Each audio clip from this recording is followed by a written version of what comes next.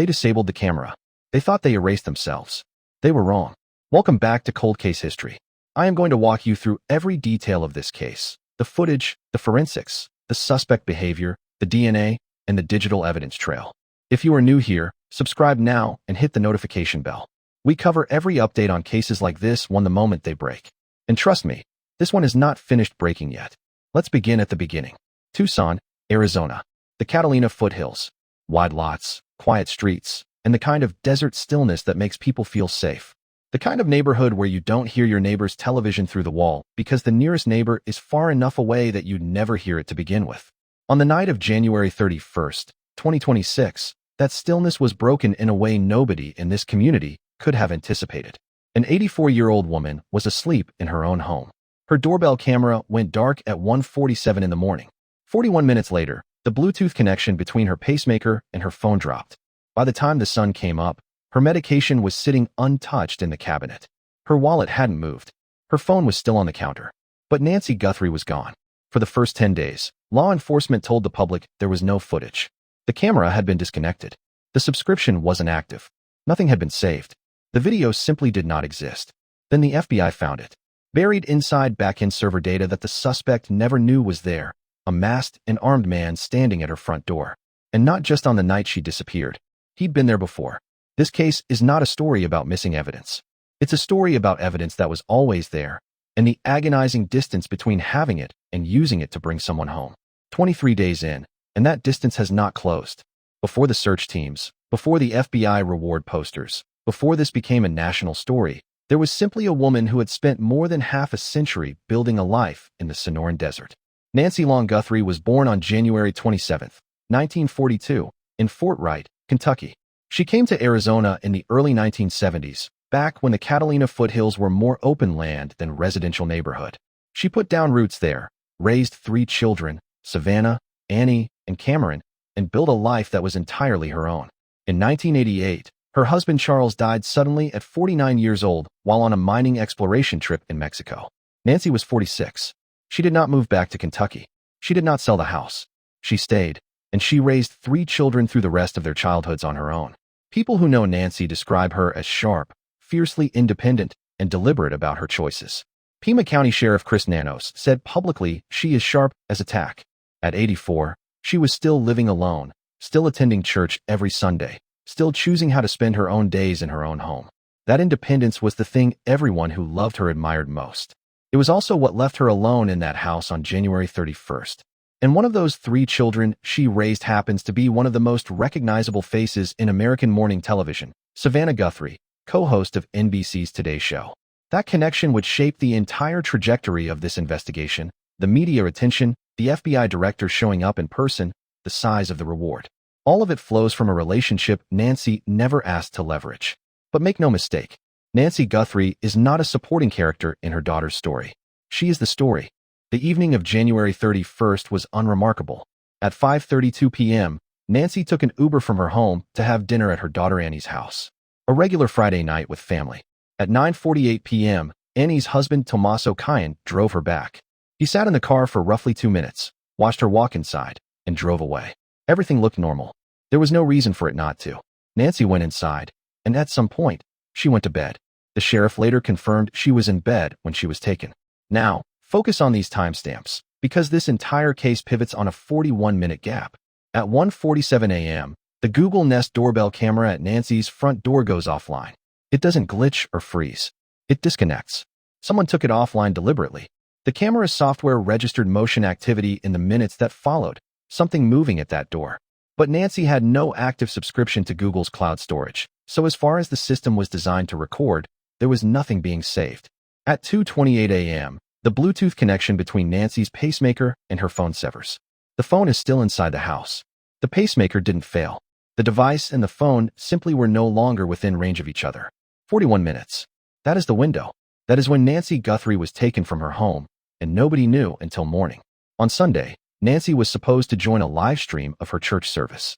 When she didn't appear, a member of the congregation reached out to the family. Her children went to the house around 11 a.m. They searched every room. They called out. Nothing. Her car was in the driveway. Her wallet, her phone, her medication, all of it exactly where it should have been, except for Nancy. At 12:03 p.m. on February 1st, her family called 911. An 84-year-old woman with limited mobility, a heart condition requiring daily medication, and a pacemaker had vanished from her bedroom in the middle of the night with no sign of a struggle visible at the door, no note, no call, and a camera that was supposed to have captured nothing. For the first 10 days, investigators from the Pima County Sheriff's Department and the FBI worked together on what little they had. They canvassed. They collected evidence from the house. Blood was found on the front porch. It matched Nancy's DNA. But the piece of evidence everyone most wanted, the doorbell footage, appeared to be gone. Sheriff Nanos said it out loud. No subscription. No cloud storage. Nothing to recover. That was the official position for over a week. Then on February 10th, FBI Director Kash Patel posted new images online. Video that the FBI described as recovered from residual data located in back-end systems. The footage that didn't exist had always existed. Somewhere inside Google's server infrastructure, fragments of that camera feed had been preserved. Cybersecurity experts later explained that the camera's own tamper detection triggered the moment someone physically interfered with the device, likely initiated an automatic data hold. The system flagged what was happening, and without anyone knowing, it saved it. For 10 days, the public was told there was nothing to see, and the entire time, the image of the person who in all likelihood took Nancy Guthrie was sitting in a server, waiting. If you're still here, subscribe, because cases like this only work when people stay and tell us where you're watching from. I love seeing my global family represent. Drop your country or city in the comments. What that footage showed was a figure approaching Nancy's front door. Male. Average build. Estimated at around 5'9" to 5'10", wearing a ski mask, gloves, and multiple layers of clothing, including what appeared to be nitrile gloves underneath fabric ones. On his back, a black 25-liter Ozark Trail hiker pack, the kind sold at Walmart. At his front waist, a firearm in a holster that firearms experts described as having unusual characteristics. While the Rio Rico lead fell apart, investigators were already pursuing another thread, one that should have been the strongest in the entire case. DNA had been recovered from Nancy's home. It was not hers. It did not belong to anyone with a known recent connection to the property. Unknown biological material inside the house of a missing woman. Separately, a glove was recovered approximately 2 miles away, in a field near a road. It appeared consistent with the gloves worn by the suspect in the doorbell footage.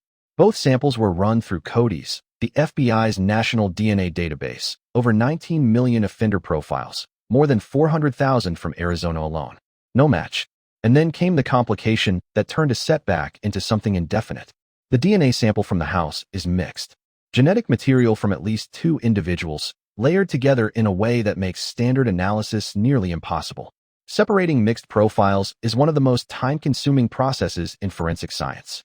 The sheriff said results could take weeks, possibly months, possibly a year. The biological evidence exists. It's sitting in a private lab in Florida, and the person who left it there remains locked inside a sample that the science has not yet untangled. But there is another thread, and it cuts in a different direction entirely. Before Nancy disappeared, someone conducted internet searches specifically for her home address and for her daughter Savannah Guthrie's salary. Investigators reached out to neighbors requesting surveillance footage from January 11th, between 9 p.m. and midnight. That date lines up with the timeline of those searches. The implication is not subtle. Someone was researching this family online before the abduction. Their location, their perceived wealth. Google holds that data, a timestamped digital record of planning, potentially traceable to a specific device or IP address. As of day 23, it has not led to a name. Within days of Nancy's disappearance, ransom notes started arriving, not to the family, but to media outlets. The CBS affiliate in Tucson, KOLD, reported receiving a letter on February 2nd demanding payment for Nancy's return. A second note followed shortly after. TMZ reported receiving what it described as a sophisticated ransom demand involving cryptocurrency, in the range of $6 million, with a deadline. The Guthrie family responded. On February 7th, Savannah, Annie, and Cameron appeared together on Instagram. Savannah looked directly into the camera and spoke to whoever took her mother. She said they had received the message, that they understood, and that they were begging for Nancy's return. She said, "This is very valuable to us, and we will pay." A family publicly negotiating for someone's life in front of millions of people. But the deadlines passed without any reported consequence. No verified proof of life was provided. Neither the family nor law enforcement confirmed that any authenticated contact had been made with the actual abductor. The FBI would neither confirm nor deny the note's legitimacy.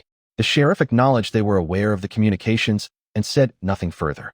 This creates a tension at the center of the case that investigators are almost certainly wrestling with. The suspect in the doorbell footage carried a backpack from Walmart. The holster on his firearm was described by experts as the kind sold cheaply near Mexican border towns. His behavior at the camera, the way he moved, the way he covered the lens, read to analysts as someone not used to this. Unsophisticated, impulsive, low-level. The ransom notes demanded millions in cryptocurrency, were sent to multiple outlets in a deliberate pattern and described by investigators as calculated. Those are two completely different profiles inside the same case. Either the person at that door was performing incompetence deliberately, which would make them significantly more dangerous than they appear, or the person who wrote those notes and the person who stood at Nancy's door are not the same person. The sheriff has said publicly that investigators are not ruling out the possibility of multiple individuals being involved.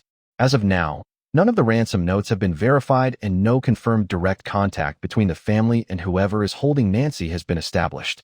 Here is what has been deployed in the search for one woman in Tucson, Arizona. A 24-hour FBI command post staffed by dozens of agents rotating through every shift. The FBI director flying to Tucson personally to visit that command post. Multiple search warrants executed across southern Arizona.